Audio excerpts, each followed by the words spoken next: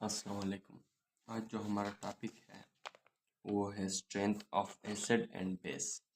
Base की strength और acid के स्ट्रेंथ। स्ट्रेंथ दो तरह के होते हैं, एक स्ट्रांग होता है, एक वीक होता है। उसी तरह एक स्ट्रांग एसिड होगा, एक वीक एसिड होगा, एक स्ट्रांग बेस और एक वीक एसिड बेस होगा। तो पहले हम पढ़ेंगे स्ट्रेंथ ऑफ एसिड।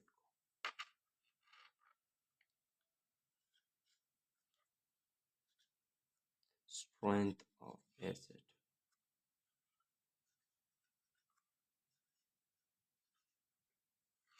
एसिड के स्ट्रेंथ को हम पढ़ेंगे। एसिड के स्ट्रेंथ की खूबी, आप खूबी भी कह सकते हैं या कुछ फीचर भी कह सकते हैं, वो ऐसे होंगे कि एसिड वो एसिड होगा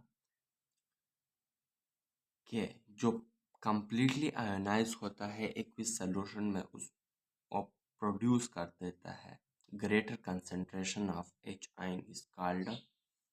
हम लोगों ने पढ़ा है कि अर्हीनियस कॉन्सेप्ट में कि एसिड वो सब्सटेंस होता है जब हम उसको एक्विस सॉल्यूशन में डालते हैं तो वो हमें एच आयन देता है। अब एसिड वो स्ट्रॉन्ग एसिड वो होगा जो कम्प्लीटली आयोनाइज भी होगा, कम्प्लीटली हल भी होगा और वो greater concentration of H ion दे देगा।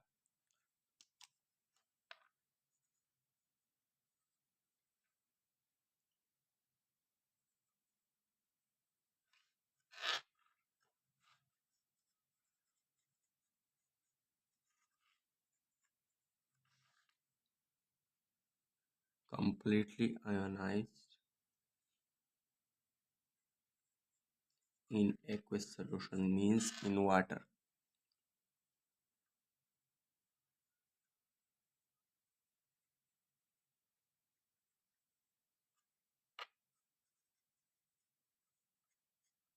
मतलब in water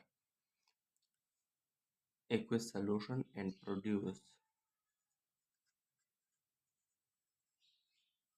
greater concentration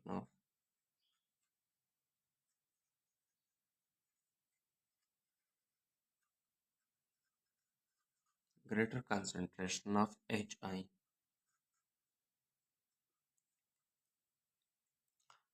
तो फिर उसको हम स्ट्रॉन्ग एसिड कहते हैं।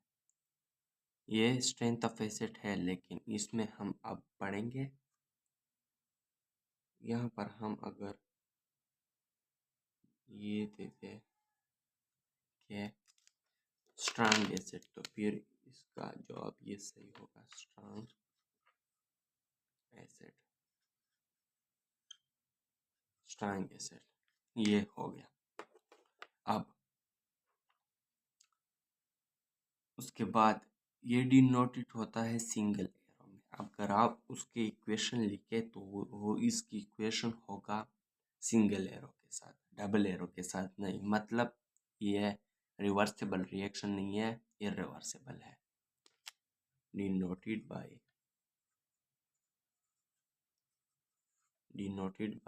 Single arrow.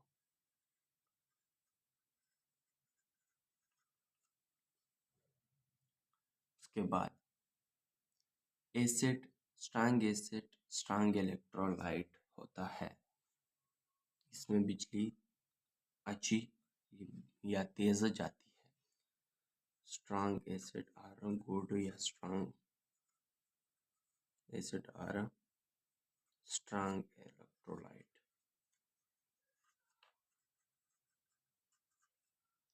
Strong electrolyte,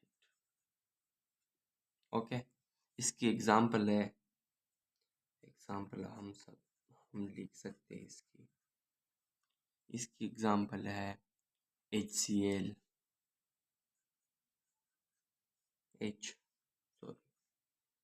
Cl, HNO4, उसके बाद H2SO4,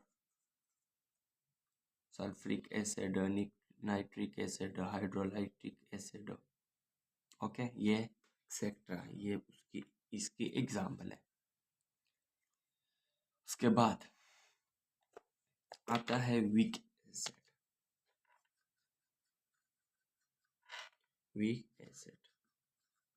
वीक एसिड वो एसिड होता है जो कम्प्लीटली इनकम्प्लीटली आयोनाइज होता है, कम्प्लीटली नहीं आयोनाइज होता है एक्विस सॉल्यूशन में। मतलब हम लिख सकते हैं those acid which can incompletely ionize in a aqueous solution, मतलब इन वाटर में ये इनकम्प्लीटली आयोनाइज होता है एंड प्रोड्यूस कर देता है लेस अमाउंट या less concentration of HI। Okay, less concentration of HI ना ये कम प्रोड्यूस कर देता है। अब ये डिनोटेड किस पर होता है? Denoted by singular, denoted by strong और वीक दोनों अपोजिट है, रिसिप्रोकल है, तो हम उसको अपोजिट ही लिखेंगे। यहाँ पर ग्रेटर, यहाँ पर लेस, यहाँ पर सिंगुलर हो, यहाँ पर डबल एरो। ओके, उसके बाद ये गुड स्ट्रॉन्ग एसिड और स्ट्रॉन्ग इलेक्ट्रोलाइट, वीक एसिड और वीक इलेक्ट्रोलाइट, ये भी लिख सकते हैं। वीक एसिड और वीक इलेक्ट्रोलाइट। ओके, ये हो गया। इसकी एग्जांपल क्या है? इसकी एग्जांपल है NH, HN, NH2 NHO2 है ना, उसके बाद H2SO3, उसके बाद H2CO3। ये इसकी एग्जांपल है। Nucleic acid, sulphurous acid, carbonic acid, ये इसकी वीक एसिड की एग्जांपल है। अब हम एक डायग्राम बनाते हैं, उसके थ्रू हम इस पॉइंट को समझते हैं। यहाँ पर हम इसको मिटा देते हैं, वैसे भी ये बुक में मौजूद है एग्जांपल। अब हम इस तरह एक कंटेनर बनाते हैं, उसको हम एक्वस सॉल्यूशन डालते हैं, उसमें वाटर है। ओके, इसमें वाटर है। अब हम एक फॉर एग्जांपल एक एसिड को डालते हैं जो कि है HCl। ओके, अब ये HCl जो है वो कम्प्लीटली आयोनाइज हो जाते हैं, तो फिर उसको हम स्ट्रॉन्ग एसिड का नाम देते हैं। ओके, जब वो कम्प्लीटली आयोनाइज होते हैं, आयोनाइज का मतलब कम्प्लीटली डिजॉल्व होते हैं। उसके बाद ये एक हो गया। अब अगर हम ये तो स्ट्रॉन्ग एसिड है, ओके, अगर यहाँ पर हम एक वीक एसिड को ले लेते हैं जो कि है NHO2। ओके,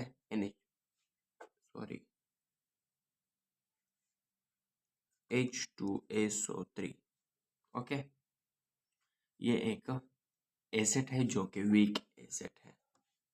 अब हम इसको हम किस तरह, इस तरह क्वेश्चन आता है, अगर आप या टीचर की कोई भी आपको पेरेंट आपको दो एसिड दे देते हैं कि इसमें स्ट्रॉन्ग एसिड कौन सा है, इसमें वीक एसिड कौन सा है, तो आप उसको दो तरीके से एक्सप्लेन कर सकते हैं उसको। एक तो ये है कि वो डाले एक्वस सॉल्यूशन में, अगर वो कम्प्लीटली आयनाइज हो गया तो वो स्ट्रांग, अगर इनकम्प्लीटली तो वीक। और अगर आप दूसरा है इलेक्ट्रोलाइट। एक आप इलेक्ट्रोलाइट को हम इस तरह नहीं जानते हैं, लेकिन ये तरीका है ना, ये सिंपल है। ये हो गया।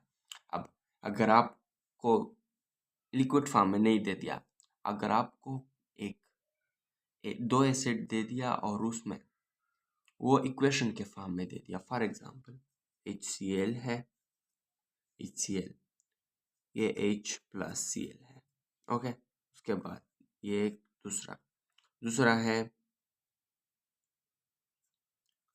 CH3O, ये है। ओके, अब इसकी यहाँ पर हम लिखते हैं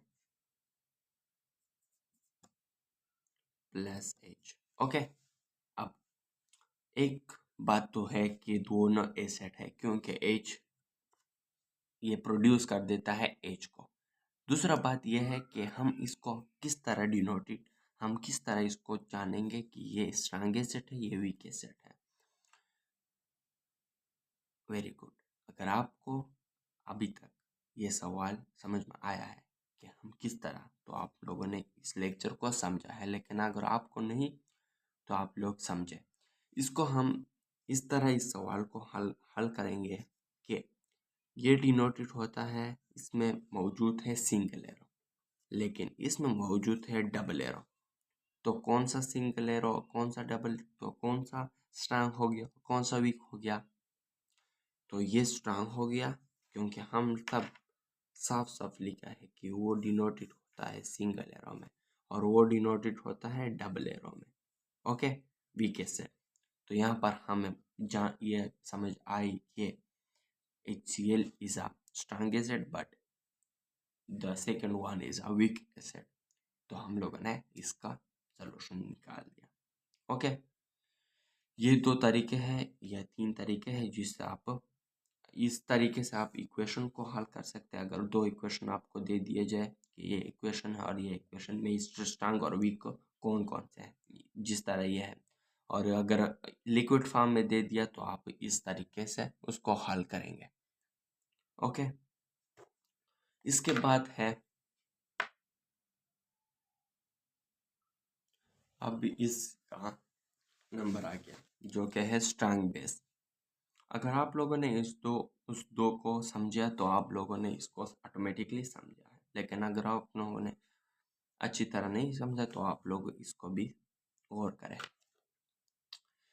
स्ट्रांग बेस वो बेस होता है जो completely आयोनाइज होता है, completely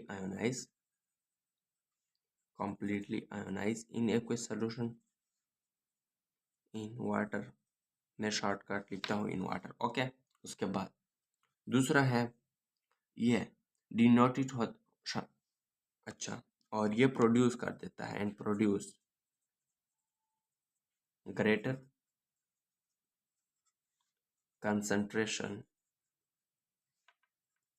concentration of OH ion. Okay, OH ion, एक बात तो क्लियर है कि OH बेस हमेशा OH आयन देगा, लेकिन यहाँ पर ग्रेटर कंसंट्रेशन। ओके, उसके बाद ये डिनोटेड होता है डिनोटेड बाई ये डिनोटेड होता है किस चीज पर? सिंगल एरो पर। स्ट्रांग वो अगर वो स्ट्रांग एसिड है और वो बेस है, वो दोनों डिनोटेड होगा सिंगल एरो पर। ये मैं जल्दी जल्दी लिखूंगा क्योंकि वीडियो लेंथी हो रहा है। तो अब उसके बाद क्या? उसके बाद है strong base is a good या strong electrolyte. Strong base is a strong electrolyte. Okay, ये हो गया। इसकी एग्जांपल क्या है? NH, NaOH, उसके बाद KOH, NaOH, ये इसकी एग्जांपल है, एक्सेट्रा। ओके, उसके बाद दूसरा जो है वो है वीक बेस। ये मैं इतना जल्दी जल्दी क्यों बता रहा हूँ? क्योंकि मैंने वो जो पहला टॉपिक था ना वो डिटेल में पढ़ा। अब इसका इतना कुछ इम्पोर्टेंट नहीं है क्योंकि वही बातें यहाँ पर भी है। डिनोटेड बाई सिंगल एरो, उसके बाद स्ट्रॉन्ग एसिड, गुड इलेक्ट्रोलाइट, उसके बाद ये ग्रेटर कंसंट्रेशन ऑफ H उस वही बातें हैं। ये अपोजिट करो, completely ionize, incompletely ionize, incompletely ionize in water। Okay, उसके बाद दूसरा, produce less concentration of OH ion. Okay, उसके बाद डिनोटेड बाय डबल एरो, वही बातें हैं, denoted by double arrow, double arrow. उसके बाद strong weak base is weak electrolyte, वही बात है। ओके, हर सिर्फ और सिर्फ अपोजिट करो।